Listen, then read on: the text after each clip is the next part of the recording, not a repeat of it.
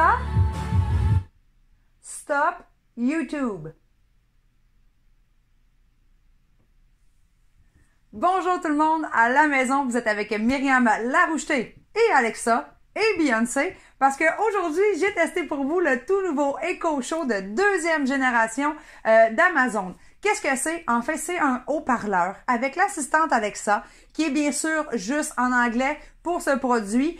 Donc, vous allez voir, moi personnellement, ça m'a pris un peu de difficulté avec mon accent du Saguenay et mon anglais là, qui est pas le meilleur au monde. Donc, il a fallu que je me familiarise un petit peu avec Alexa. Mais maintenant, un coup que les commandes sont faites, ça va quand même beaucoup mieux.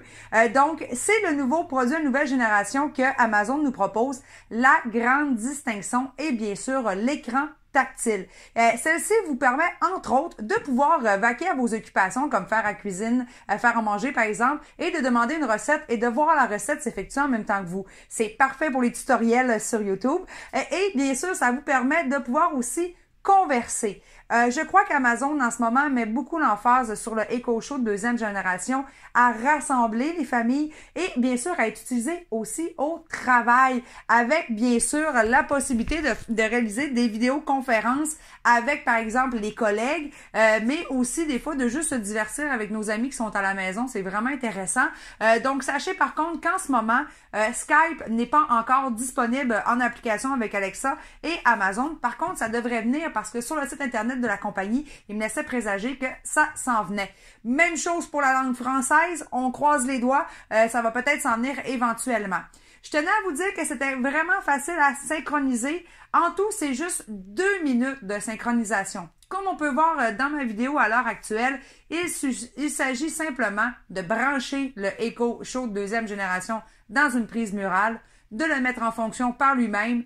Il s'allume, un petit son se fait entendre et par la suite, Alexa est déjà prête à nous poser des questions comme notre géolocalisation ainsi que notre compte qu'on a relié avec Amazon. Lorsque cette procédure est faite, on est prêt à démarrer. Dans mon cas, à moi, ça m'a pris 15 minutes, tout simplement parce qu'il y avait une grosse mise à jour à effectuer. Donc, il faut aussi prendre en considération cette mise à jour. Il faut savoir absolument que, contrairement à l'assistant Google, ce sont des fonctions qui sont bien sûr réalisées par Alexa et non des applications.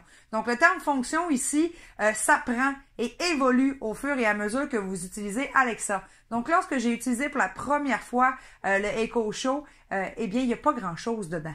Okay? On va se le dire, on peut faire la météo, poser des questions, mais plus vous allez les utiliser, plus vous en aurez qui sont bien sûr disponibles et vous pourrez bien sûr aller sur l'application en téléchargement d'Amazon Echo Show sur votre cellulaire et apprendre davantage quelles sont les fonctions. D'ailleurs, j'ai réalisé un article à ce sujet qui est aussi disponible en lien hypertexte dans l'article que je vous ai préparé aujourd'hui si vous voulez en savoir un petit peu plus sur les fonctions. Donc, lorsque les fonctions sont installées et qu'on a un lien, bien, on peut créer une routine comme Alexa, good morning. Good morning. Good morning. Today is Universal Children's Day, dedicated to promoting the education and protection of children everywhere. The children are the future. Let's make that future bright. Donc, ce qui est intéressant, c'est que vous pouvez demander dans la routine du matin quelles seront les informations qui vous seront proposées lorsque vous allez vous lever. Vous pouvez faire la même chose le soir en vous couchant. Bref, vous pouvez faire plein de routines qui vous permettent d'avoir de la musique, mais aussi de gérer la totalité de votre domotique, comme par exemple éteindre les lumières, allumer ça à l'extérieur quand vous allez vous coucher, ou tout simplement raconter une histoire, parce que Alexa va aussi pouvoir raconter des histoires et des bonnes blagues. Donc, Alexa, tell me a joke.